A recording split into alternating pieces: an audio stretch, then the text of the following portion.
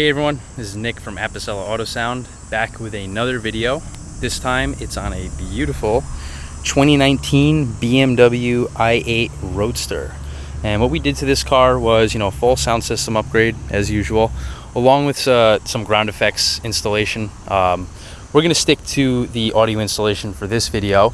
Now, the reason for the audio install in this situation wasn't because, the customer's an audiophile and wanted a high-end system like he always does.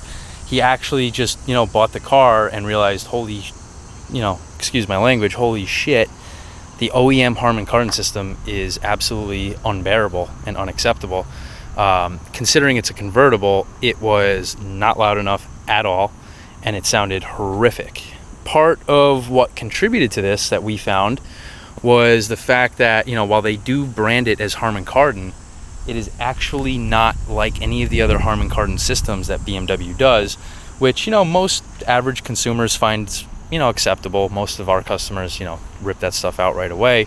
But your average person typically thinks the BMW Harman Kardon systems are pretty decent. But we found in this car, what they brand as Harman Kardon is actually their typical Hifi system with just the logo on it. Everything about it pointed towards this is a Hifi.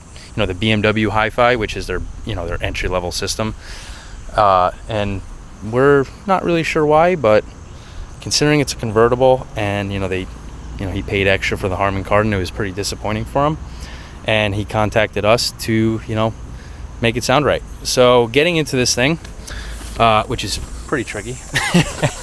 So getting right into it, the sound system is all integrated into the factory radio. It is all going low level from the signal between the factory source and the OEM amplifier. We're unable to use an interface in this car because, like I said, this is actually not a Harman Kardon system. It's actually a Hifi just with a Harman Kardon logo. So we had to grab the low level signal between the factory radio and the amplifier, which is then handled by a Helix DSP V8, which is where we do all of our input correction, all of the input-output matrixing, all of the equalization, crossover, signal delay, etc., etc. It's essentially the brain of the system. And then down here, we have the Helix conductor, which controls, subwoofer volume, which is what the main menu is set at. Press the button, we have master volume.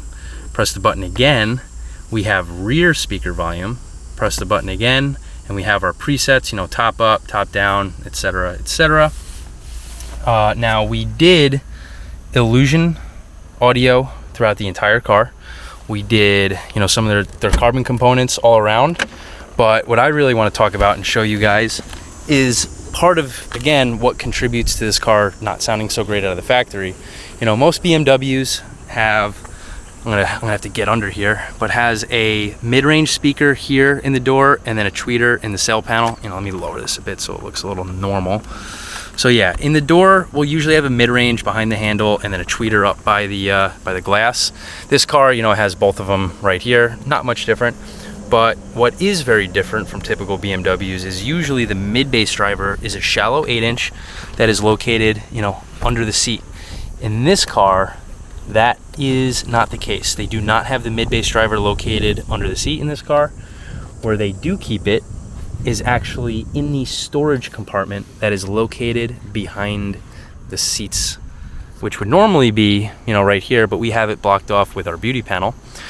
So if this beauty panel gets removed, there's a big cubby in there. It's not a big cubby, you could store, a little handbag, your phone, your, small stuff. You're not really fitting anything important back there. But, so we use that space to make enclosures for both mid-bass drivers. We use the Illusion C8s and the subwoofer, which is the Illusion C12, the shallow mount subwoofer. And we also managed to house an amplifier back there. And we used OEM matching carpet on this beauty panel. We took inspiration on the grille from the rear speakers and paneling back here to give us our shape and textures.